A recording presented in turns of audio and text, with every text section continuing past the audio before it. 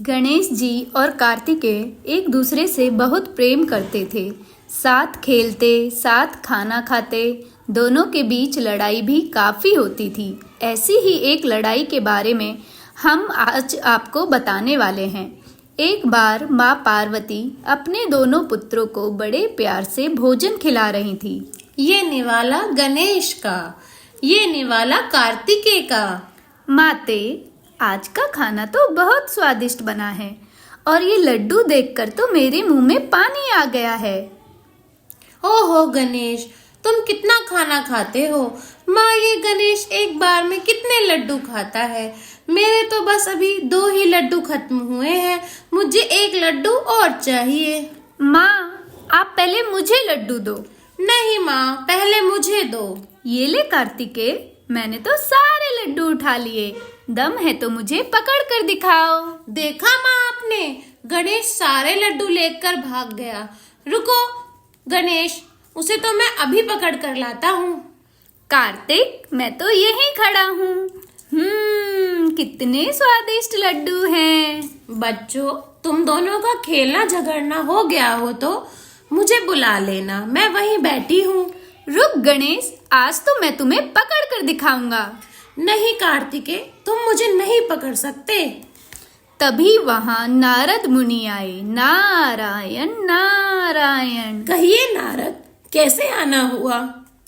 माता, मैं तो यह चमत्कारी फल लाया हूँ। जो भी इसे खाएगा वह अमर हो जाएगा। नारद मुनि की बात सुनकर गणेश और कार्तिकेय झगड़ने लगे। ये चमत्कारी फल तो मैं ही खाऊंगा। नहीं, मैं तुमसे बड़ा हूँ, ये फल तो मैं ही खाऊंगा। माता पार्वती परेशान होकर दोनों पुत्रों को लेकर शिवजी के पास जाती हैं। महादेव, अब आप ही फैसला करिए कि यह फल कौन खाएगा। तुम दोनों में से जो भी पूरे ब्रह्मांड की 3 परिक्रमा लगाकर पहले यहाँ आएगा, वही इस फल को प्राप्त कर सकेगा। यह सुनते ही कार्तिकेय अपने वाहन मोर पर बैठकर ब्रह्मांड की परिक्रमा करने के लिए निकल गए। वहीं गणेश जी सोचने लगे कि मेरा मूषक तो मोर से कभी जीत ही नहीं सकता, मैं क्या करूं? गणेश जी अपने माता पिता की 3 परिक्रमा पूरी करके भगवान शिव से बोले, पिताजी, मेरी परिक्रमा पूरी हुई, मुझे यह फल दे दीजिए। पर तुम तो ब्रह्मांड की परिक्रमा के लिए गए ही नहीं। मेरे लिए मेरे माता पिता ही संपूर्ण ब्रह्मांड हैं।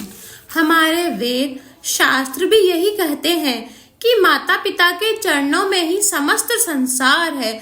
अतः आज तुमने अपनी बुद्धिमत्ता और का सही परिचय दिया है। ये लो पुत्र, इस फल के हकदार तुम ही हो। इस बीच कार्तिकेय भी वहां पहुंच चुके थे और उन्होंने भी गणेश की बुद्धिमानी को माना और दोनों भाई एक दूसरे को गले मिले। नारायण नारायण।